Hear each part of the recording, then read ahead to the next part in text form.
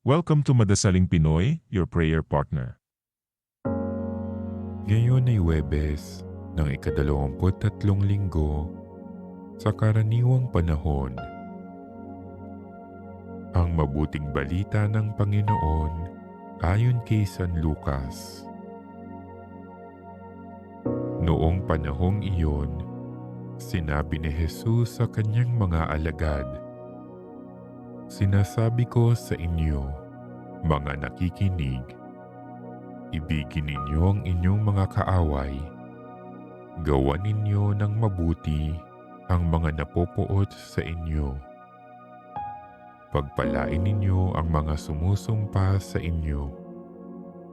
Idalangin ninyo ang mga umaapi sa inyo. Kapag sinampal ka sa isang pisngi, iharap mo rin ang kabila. Kapag inaagaw ang iyong balabal, ibigay mo pati ang iyong baro. Bigyan mo ang bawat nanghihingi sa iyo. At kung may kumuha sa iyong ari-arian, ay huwag mo nang bawiin pa ang mga iyon.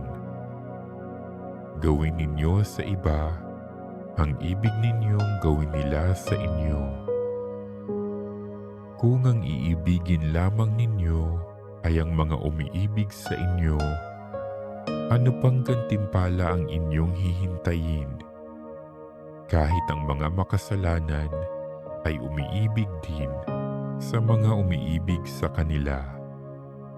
At kung ang gagawan lamang ninyo ng mabuti ang gumagawa sa inyo ng mabuti, ano pang gantimpala ang inyong hihintayin? Kahit ang mga makasalanan ay gumagawa rin ito. Kung ang pahihiramin lamang ninyo ay ang mga taong inaasahan ninyong makababayad sa inyo, ano pang gantimpala ang inyong hihintayin? Kahit ang mga makasalanan ay nagpapahiram din sa mga makasalanan, sa pag-asang ang mga ito'y makababayad. Sa halip, ibigin ninyo ang inyong mga kaaway at gawan ninyo sila ng mabuti. Magpahiram kayo na hindi umaasa ng anumang kabayaran. Sa gayon, malaking gantimpala ang tatamuhin ninyo at kayo'y magiging mga anak ng kataas-taasan. Sapagkat siya'y mabuti sa masasama at sa mga hindi marunong tumanaw ng utang na loob. Maging mahabagin kayo gaya ng inyong ama.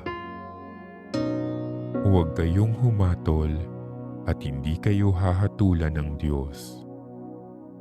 Huwag kayong magparusa at hindi kayo parurusahan ng Diyos.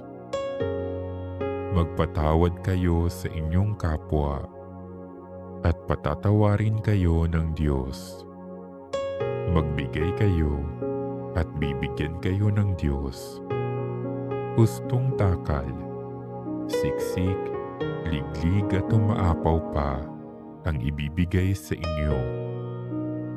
Sapagkat ang takalang ginagamit ninyo sa iba ay siya ring gagamitin sa inyo. Ang mabuting balita ng Panginoon.